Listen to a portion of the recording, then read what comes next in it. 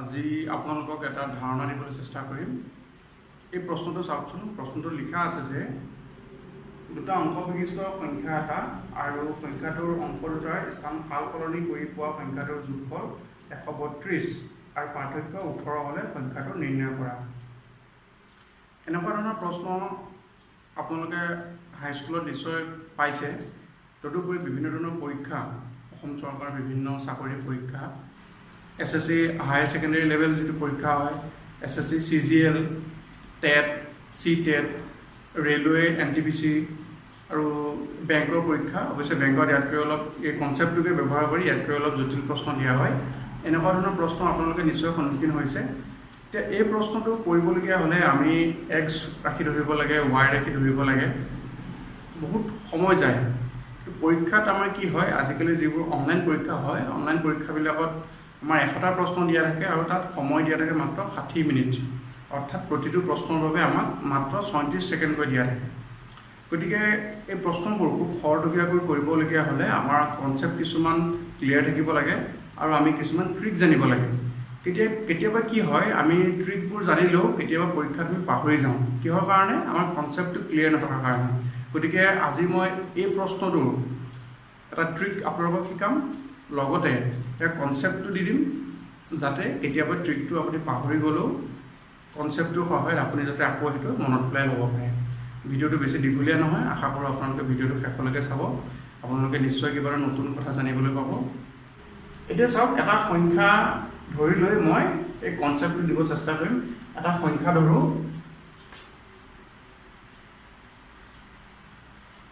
85 লৈছোঁ মই। এতিয়া 85ৰ আমাৰ কি আছে, 8টো আমাৰ দশকৰ ঘৰত আছে, 5টো আমাৰ এককৰ ঘৰত আছে। স্থান দুটা যদি সাল সলনি কৰি দিওঁ তেতিয়া কি হ'ব, 5টো আমাৰ দশকৰ ঘৰত আহিব আৰু 8টো আমাৰ এককৰ ঘৰত যাব, হয়নে? এতিয়া আমি যদি সংখ্যা দুটাক আমি যদি বিস্তৃত ৰূপত লিখোঁ, তেতিয়া আমি লিখিব পাৰোঁ যে এনেকৈ, আৰু এইটোক আমি লিখিব পাৰোঁ এনেকৈ 50 + 8। কেনেকৈ পালোঁ আমি এইটো? ইহঁতৰ স্থানীয় মানৰ ওপৰত ভিত্তি কৰি পালোঁ। অৰ্থাৎ 8টো আমাৰ দশকৰ ঘৰত আছিলে, গতিকে আমি লিখিব পাৰোঁ যে 8 × 10 যোগ 5টো যিহেতু আমাৰ এককৰ ঘৰত, গতিকে 5 × 1। আৰু ইয়াতে আমি লিখিব পাৰোঁ 5টো যিহেতু আমাৰ দশকৰ ঘৰত, গতিকে 5 × 10, আৰু 8টো যিহেতু আমাৰ এককৰ ঘৰত, গতিকে 8 × 1। এইখিনিতে আৰু এটা কথা কৈ দিওঁ, স্থানীয় মানৰ ওপৰত ভিত্তি কৰি সিহঁতৰ বেলেগ বেলেগ হৈছে। 8 মানেতো 8, 8টো ইয়াতে আমাৰ এককৰ ঘৰত কাৰণে তাৰ ভেলুটো হৈ গ'ল 8, আৰু 8টো ইয়াত যিহেতু দশকৰ ঘৰত, গতিকে তাৰ ভেলুটো হৈ গ'ল 80। কেতিয়াবা কি হয় এনেকুৱা, অৱশ্যে এইটো কিবা তলৰ লেভেলৰ প্ৰশ্ন বাৰু, সিহঁতৰ স্থানীয় মানৰ পাৰ্থক্যটো উলিয়াবও দিয়ে কেতিয়াবা। এনেকুৱা হ'লে যেতিয়া আমি আমাৰ যদি 18 উলিয়াব দিয়ে, তেতিয়া আমি 80 বিয়োগ 8 কৰিব লাগিব। এতিয়া চাওক, আমাক কি কৰিব দিয়া আছে প্ৰশ্নটোত। প্ৰশ্নটো এইটো সমাধান নহয়, মই এইটো কনচেপ্টটো বুজাবৰ কাৰণে এইটো মই লৈছোঁ। আমাক কোৱা হৈছিলে যে সংখ্যা এটা আছে, তাৰ অংক দুটা সাল সলনি কৰি দিয়া হ'ল, নতুন এটা সংখ্যা পালোঁ। আৰু আমাক কি কৈছে যে সংখ্যা দুটাৰ যোগফল আমাক এটা দিয়া আছে আৰু সংখ্যা দুটাৰ পাৰ্থক্য এটা দিয়া আছে। পাৰ্থক্য মানে বিয়োগফলো দিয়া আছে। এতিয়া চাওঁচোন,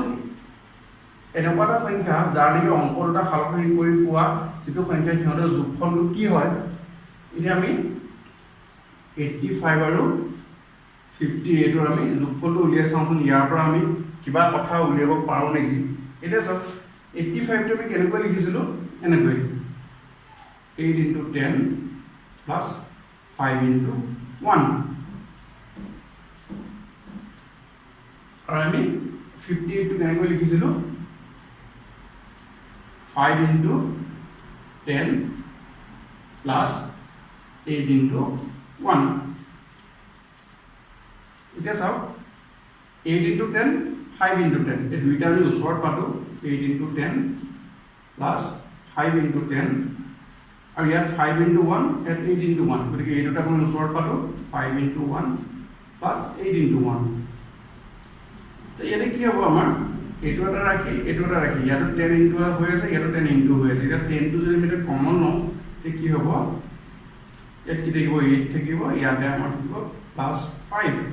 প্লাছ ইয়াতো তেনেকৈ × 1 হৈ আছে, গতিকে আমি এইটো 1টো যদি কমন লওঁ, তেতিয়াহ'লে আমাৰ কি থাকিব, ইয়াতে 5 + 8। এতিয়া চাওক, এইটোত আছে 8 + 5 আৰু ইয়াত আছে 5 + 8 যোগে যেটো বিনিময় বিধি মানি চলে অৰ্থাৎ কি হয় 8 + 5 ইকুৱেল যিমান হ'ব 5 + 8 ও আমাৰ ইকুৱেল কিমানে হয় অৰ্থাৎ উত্তৰটো যেটো সমান সমান গতিকে আমি কি ক'ব পাৰো যে যোগে বিনিময় বিধি মানি চলে গতিকে আমি এটো 8 + 5 ৰ নিচিনাকৈ আমি এটো পাতিব 5 + 8 যোনটো আছে হেতুকে আমি এনেকৈ 8 + 5 ৰ নিচিনাকৈ পাতিব পাৰো হয়নে গতিকে আমি কি লিখিব পাৰো যে 10 * 8 + 5 plus 1 into 8 plus 5 এটো মই যোগ কৰিব পাৰো কিন্তু মই যোগ কৰা নাই কথাটো দেখাবৰ বাবে এতিয়া মই এটো এফালে পাতিছো কি বুলি লিখিব পাৰো আমি যে এটা চাও এটো এটা ৰাখি পূৰণ হৈ থাকিলে আসলে এটা ৰাখি হৈ থাকে এটো এটা ৰাখি 1 into 8 plus 5 এতিয়া ইয়াতো 8 plus 5 আছে ইয়াতো 8 plus 5 আছে গতিকে আমি কি বুলি লিখিব পাৰো যে 8 plus 5 into কি হ'ব পাৰে আমাৰ ইয়াত 10 থাকিব plus ইয়াত থাকিব 1 10 plus 1 8 plus 5 into 11 এটা স্যার এই 8 আৰু 5 টো কি আছিল বাৰু 8 আৰু 5 আছিল আমাৰ যোনটো সংখ্যা আছিল সংখ্যাটোত থকা অংক দুটা 8 আৰু 5 5 আৰু 8 একেই কথা কি অংক দুটাকে আছিল হয়নে গতিকে কি হয় এটা সংখ্যা তাৰ যদি অংক দুটা আমি যদি সালসলনি কৰি দিওঁ তেতিয়া আমি যোনটো সংখ্যা পাম সেই সংখ্যা দুটাৰ যদি আমি যোগফল উলিয়াম তেতিয়া আমি কেনেকৈ উলিয়াব পাৰো অতি চমুকৈ যে সেই সংখ্যাটোৰ যেটা অংক আছে 8 আৰু 5 এই সংখ্যাটোৰ ক্ষেত্ৰত 8 plus 5 কৰিলো অৰ্থাৎ সংখ্যা দুটা আমি কি অংক দুটা কি কৰিলো যোগ কৰিলো তাৰ লগত আমি কিহে পূৰণ কৰিব পাৰো 11 ৰে পূৰণ কৰিব পাৰো হয়নে তেতিয়া আমি কি হৈ যাব সিহঁতৰ যোগফলটো ওলাব কিমান হ'ব 8 আছে 13 পূৰণ 11 11 লগত পূৰণ কৰাৰ সম নিয়ম আছে কেনেকৈ লিখিব পাৰো ইয়াতে কি অংক কি দুটা আছে 1 আৰু 3 গতিকে আমি কি কৰিব পাৰো এককৰ ফলাফল লিখি আহক 3 লিখক তাৰপিছত কি আছে 3 আৰু 1 আছে 3 1 যোগ কৰক 3 1 4 আৰু কি লিখিলে 1 থাকিলে 1 এটা আমি যোগ কৰি চাওঁচোন আমাৰ উত্তৰটো শুদ্ধ হৈছে নাই 8 আছে 13 3 কৰিলে 1 8 আছে 13 13 1 14 অৰ্থাৎ আমি এটো কেনেকৈ উলিয়াব পাৰো যে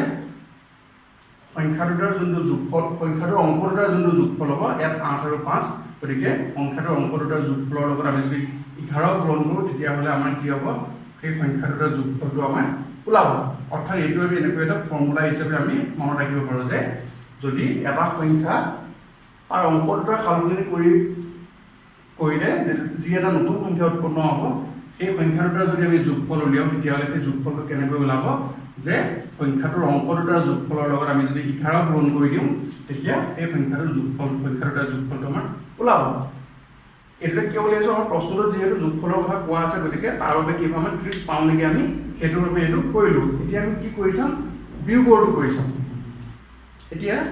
সংখ্যা দুটা বিয়োগ কৰিলে কি হ'ব চাও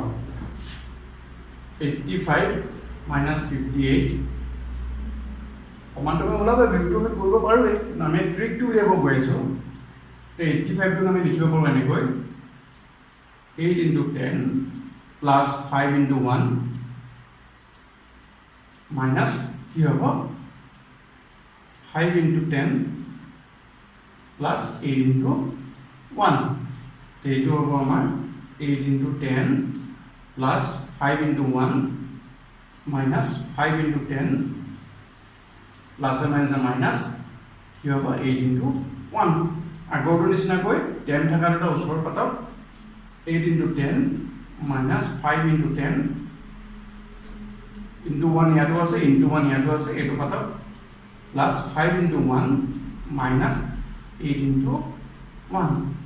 কি আমাৰ কি হ'ব ইয়াতো into 10 আছে ইয়াতো into 10 আছে গতিকে আমি 10 টো যদি কমন লওঁ তেতিয়া হলে আমি কি থাকিব ইয়াতে 8 থাকিব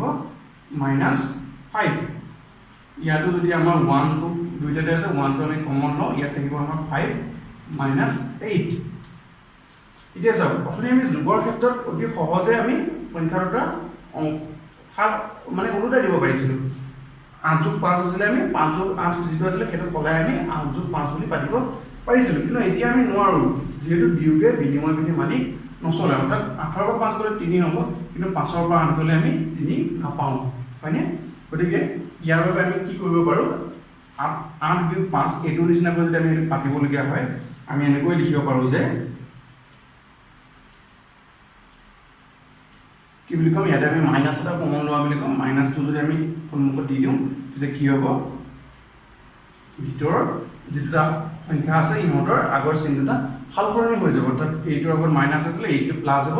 5 ৰ আগত প্লাছ আছিলে 5 টো হৈ যাব মাইনাছ অৰ্থাৎ আমি কেনেকৈ লিখিম যে 8 মাইনাছ 5 এতিয়া তো আমাৰ একে হৈ গ'ল গতিকে এইটোক আমি এনেকৈ লিখিব পাৰোঁ যে 8 মাইনাছ 5 ইয়াতো আছে 8 মাইনাছ 5 ইয়াতো আছে দুইটা যদি আমি কমন লৈ লওঁ 8 মাইনাছ 5 ইনটু কি হ'ব আমাৰ 10 মাইনাছ 1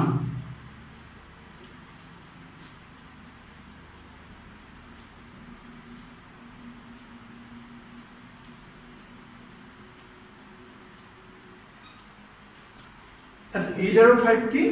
সংখ্যাটোৰ অংক দুটা তাৰ লগত আমি কি পূৰণ কৰিব পাৰোঁ 9 পূৰণ কৰিলে সিহঁতৰ সংখ্যা দুটাৰ যোনটো বিয়োগফল সেইটো আমাৰ ওলাব আমি কেনেকৈ উলিয়াই চাওঁ 8 ৰ 5 গ'লে হ'ল আমাৰ 3 লগত 9 পূৰণ কৰিলে আমাৰ হ'ব 27 এতিয়া আমি এইটো বিয়োগ কৰি চাওঁ 15 ৰ পৰা 8 গ'লে 7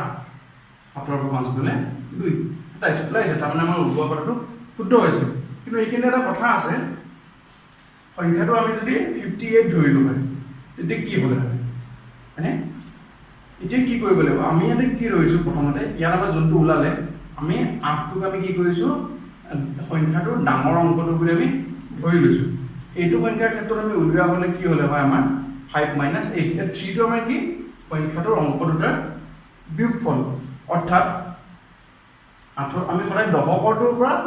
এককৰটো বিয়োগ কৰা বুলি ধৰি লম দশকৰটোৰ পৰা এই যে পাৰ্থক্যটো উলিয়াই যে আমি উলিয়াব পাৰোঁ সংখ্যা এটাৰ এনেকুৱা বিয়োগফলটো যদি আমি উলিয়াবলগীয়া হয় তেতিয়া কি হ'ব আমি দশকৰটোৰ পৰা এককটো বিয়োগ কৰা বুলি ধৰি লম অৰ্থাৎ 8 ৰ পৰা 5 বিয়োগ কৰি 3 ওলাৰ কাৰণে এইটো 27 ওলাইছে এতিয়া এইটো সংখ্যাৰ ক্ষেত্ৰত কি হ'ব চাওক 5 মাইনাছ 8 ইয়াতটো হৈ গ'ল আমাৰ মাইনাছ 3 হয়নে মাইনাছ 3 যদি হয় তেতিয়া আমি কি কৰিব লাগিব যে এইটোত কি হ'ব মাইনাছ 3 ইনটু 9 কৰিব লাগিব তেতিয়া কি হৈ যাব মাইনাছ 27 এতিয়া আমি আমাৰ যোনটো প্ৰশ্ন আছিলে প্ৰশ্নটো লৈ যাম এইখিনি আমি যে আলোচনা কৰিলো এই কথাখিনি আমাৰ প্ৰশ্নটোত কেনেদৰে সহায় কৰিব এতিয়া প্ৰশ্নটো আকৌ এবাৰ চাই লওক কি আছিল যে এটা সংখ্যা আছে সংখ্যাটো আমি অংক দুটা সালসলনি কৰি দিলো অৰ্থাৎ দুটা অংক বিশিষ্ট এটা সংখ্যা তাৰ আমি অংক দুটা সালসলনি কৰি দিলো এটা আমি নতুন সংখ্যা পালো তাৰ পিছত কি কৰিলো সংখ্যা দুটাৰ আমি যোগফল উলিয়ালো সংখ্যা দুটা আমি কি নাজানো এনেই আমি ধৰি ললো এটা ধৰক আমাৰ x আছে এটা ধৰক আমাৰ y আছে x y ধৰা কথাই নাই অতি সহজতে ওলাব তথাপি মই এইটো বুজাবৰ কাৰণে এনেকৈ লৈ লৈছো এটা ধৰক x এইটো সংখ্যা যোনটো সালসলনি কৰি দি পালো সেইটো হৈ গ'ল আমাৰ y যোগফলটো কিমান আমাৰ দিয়া আছে 132 আৰু বিয়োগফলটো আমাৰ দিয়া আছে যে দিয়া আছে আমাৰ 18 এতিয়া চাওক 132 আমি কেনেকৈ পাইছিলো অথনি সংখ্যাটোৰ যেটা অংক আছে অংকটোৰ যোগফলটোৰ লগত আমি 11 পূৰণ কৰিছিলো অৰ্থাৎ এতিয়া এই 132ত কি আছে যোনটো সংখ্যাৰ কথা আমি কৈ আছো তাৰ যেটা অংক আছে অংকটোৰ যোনটো যোগফল সেই যোগফলৰ লগত 11 পূৰণ কৰিলে আমাৰ 132 টো ওলাইছে গতিকে আমি 132ক যদি আমি 11 ৰে যদি হৰণ কৰি দিওঁ তেতিয়াহ'লে আমি কি পাম যেটো সংখ্যাৰ কথা কোৱা হৈছে প্ৰশ্নটোত সেই সংখ্যাটোৰ যেটা অংক আছে সেই অংকটোৰ যোগফলটো আমাৰ ওলাব গতিকে আমি 132ক যদি 11 ৰে যদি আমি ডিভাইড কৰো তেতিয়া আমি কিমান পাম যে 12 এটা 12 টো আমাৰ কি সংখ্যাটোৰ যেটা অংক আছে অংকটোৰ আমাৰ যোগফল আৰু এইটো হৈ গ'ল সংখ্যাটোৰ বিয়োগফল 18 মানে কি পাইছিলো এনেকৈ পাইছিলো আমি সংখ্যাটোৰ যেটা অংক আছে তাৰ দশকৰ ঘৰৰ অংকটোৰ পৰা এককৰ ঘৰৰ অংকটো বিয়োগ কৰোঁতে আমি যি পাইছিলো তাৰ লগত আমি কি পূৰণ কৰিছিলো 9 পূৰণ কৰিছিলো অৰ্থাৎ এতিয়া আমি যদি 9 ৰে যদি আমি হৰণ কৰি দিওঁ তেতিয়াহ'লে আমি পাম যে কিমান পাম 2 পাম অৰ্থাৎ সংখ্যাটোৰ যেটা অংক আছে অংকটোৰ পাৰ্থক্যটো কিমান 2 এতিয়া আমাৰ এইটো 2 আগত আমাৰ কি চিন আছে যোগ চিন আছে তাৰ মানে দশকৰ ঘৰটোৰ পৰা এককৰ ঘৰটো আমি বিয়োগ কৰোঁতে আমি কি ওলাইছিলে 2 ওলাইছে যোগত ওলাইছে তাৰ মানে কি দশকৰ ঘৰৰ অংকটো আমাৰ এককৰ ঘৰৰ অংকটোতকৈ ডাঙৰ হয়নে এতিয়া চাওক সংখ্যাটোৰ অংকটোৰ যোগফল 12 আৰু সংখ্যাটোৰ অংকটোৰ পাৰ্থক্য 2 এতিয়া চাওক 12টোত আমাৰ কি সোমাই আছে 12টোত আমাৰ কি সোমাই আছে যে সংখ্যাটোৰ যেটা অংক অৰ্থাৎ অংক দুইটাটো সমান নহয় যেটো পাৰ্থক্যটো আমাৰ 2 ওলাইছে গতিকে আমি কি লিখিব পাৰো যে 12টো কেনেকৈ বুজিব পাৰো যে সংখ্যাটোৰ যোনটো ডাঙৰ অংক যোগ সংখ্যাটোৰ যোনটো কি আছিল আমাৰ সৰু অংক হয়নে 12টো আমাৰ সময় আছে সংখ্যাটোৰ যোনটো ডাঙৰ অংক আৰু সৰু অংক সেই দুটা আমি যোগ কৰোতে আমি 12টো পাইছো এতিয়া চাও সৰু অংক এটো সৰু কিয় হৈ আছে কাৰণ ডাঙৰটোতকৈ কি 2 এটা সৰু হয়নে কাৰণ পাৰ্থক্য আমাৰ 2 ওলাইছে যোগত ওলাইছে তাৰ মানে কি আমি যেটো দশকৰ গড়টোৰ পৰা এককৰটো বিয়োগ কৰো সেই কাৰণে যোগত যেটো ওলাইছে গতি আমি ক'ব পাৰো যে দশকৰ গড়ৰ অংকটো এককৰ গড়টোতকৈ ডাঙৰ ই যেটো সৰু গতিকে ইয়াৰ লগত যদি আমি যোনটো পাৰ্থক্য আছে পাৰ্থক্যটো যদি আমি যোগ কৰি দিও তেতিয়া হলে কি পাম বাৰু তেতিয়া ডাঙৰ অংকটো যিমান আছে সেইটোকে আমি পাই যাম এখিনি মানে কথাটো বুজি পাইছে নিশ্চয় সৰু অংকটোৰ লগত যোনটো ডাঙৰটোৰ পৰা তাৰ যোনটো পাৰ্থক্য আছে যিমানখিনি হি কমি আছে কমাখিনি যদি তাৰ লগত যদি আমি যোগ দি দিও তেতিয়া হলে কি পাম এইখিনি সমানো আমি ডাঙৰ অংকটো বুলি পাতিব পাৰো এইখিনি মানো ডাঙৰ অংকটো ডাঙৰ অংকটো আমাৰ কিমান ডাঙৰ অংকটো আমাৰ সৰু অংকৰ যোগফলটো হ'ল আমাৰ 12 লগত আমি কি যোগ কৰিলো 2 যোগ কৰিলো সমান পাই গ'ল আমি 14 মানে 14টো মানে কি ইয়াত কি হৈ আছে ডাঙৰ অংকটো দুবাৰ সময় আছে ডাঙৰ অংকটো যদি দুবাৰ সময় আছে গতিকে ডাঙৰ অংকটো কিমান হ'ব আমাৰ ডাঙৰ অংকটো যদি দুবাৰ সময় আছে গতিকে ডাঙৰ অংকটো এবাৰ হলে কিমান হ'ব 7 হ'ব দুবাৰ যদি 14 আছে এবাৰ 7 হ'ব কিন্তু ডাঙৰ অংকটো কোনটো ঘৰ দশকৰ নে এককৰ ডাঙৰ অংকটো হ'ল আমাৰ দশকৰ ঘৰ অংক এককৰ ঘৰ অংকটো আমাৰ কি আছে দশকৰ ঘৰ অংকটোতকৈ 2 কম আছে গতিকে আমাৰ অংকটো সংখ্যাটো কি হ'ব 7 হ'ব দশকৰ ঘৰত এককৰ ঘৰত কি হ'ব এটোকৈ 2 কম হয় 75 সমনিয়ম হ'ব এটো কিন্তু এটা বুজাওতে বহুত সময় লাগিছে এটা বেলেগ এটা সংখ্যা এটা ধৰি সংখ্যাটোৰ ক্ষেত্ৰত এটো মই প্ৰমাণ কৰি দেখুৱাই দিম এটা এটা সংখ্যা লৈছো ধৰক এটা সংখ্যা ললো মই 92 ইয়াৰ যদি মই অংকটা সালসলনি কৰি দিও তেতিয়া হলে হ'ব আমাৰ 29 92 plus 29 কিমান হ'ব 2 9 11 লে 9 2 11 11 কে 12 আমাৰ নিয়ম মতে কৰিলেও কি হ'ব 9 2 11 তাৰ লগত 11 পূৰণ কৰিলে 121 বিয়োগ কৰিলে কি হ'ব 12 পৰা 9 গলে হ'ব 3 18 পৰা 2 গলে হ'ব 6 আমাৰ নিয়ম মতে কি হ'ব 9 পৰা 2 গলে 7 7 ৰ লগত 9 পূৰণ কৰিলে 7 9 গুণ 63 ঠিকই আছে ঠিক আছে কথাটো কি 121 মানে কি ইয়াৰ আমাৰ যোনটা সংখ্যা আছে সংখ্যাৰ অংকটোৰ যোগফল আছে তাৰ মানে অংকটোৰ যোগফলটো যিমান আছে তাৰ লগত আমাৰ কি আছে 11টা পূৰণ আছে এইটো যদি আমি 11 হৰণ কৰি দিও আমি পাই যাম 11 ইয়াত কি আছে সংখ্যাটোৰ অংকটোৰ বিয়োগফলৰ লগত 9 পূৰণ হৈ আছে ইয়াক যদি আমি 9 ৰে হৰণ কৰো তেতিয়া হলে কিমান পাম 7 অৰ্থাৎ সংখ্যাটোৰ অংকটোৰ পাৰ্থক্যটো হ'ল 7 যেটো যোগত ওলাইছে তাৰ মানে কি দশকৰ ঘৰৰ অংকটো 7 ডাঙৰ আছে গতিকে 11 লগত 7 যোগ কৰিলে আমি কিমান পাম 18 পাম 18 ৰ যেটো ডাঙৰ অংকটো দুবাৰ সময় আছে গতিকে আমাৰ ডাঙৰ অংকটো হ'ব আমাৰ কিমান 9 হ'ব এই যেটো সৰু অংকটোতকৈ 7 ডাঙৰ গতিকে আমাৰ সৰু অংকটো হ'ব 7 যেটো ডাঙৰ এটো হ'ব 2 7 কমিব গতিকে আমাৰ সংখ্যাটো কিমান হ'ব 92 তো ওলাই গ'ল আপোনালোকে নিজে এনেকুৱা সংখ্যা লৈ লৈ এইমতে আপোনালোকে প্ৰমাণ কৰি চাব সহজতে লাভ পৰীক্ষাত আপোনালোকৰ সময় ৰাহি হ'ব যদি আপোনালোকে ভাবিছে যে কিবা নতুন কথা শিকিছো তেতিয়াহলে ভিডিওটো লাইক কৰিব চেনেলটো সাবস্ক্ৰাইব কৰিব ধন্যবাদ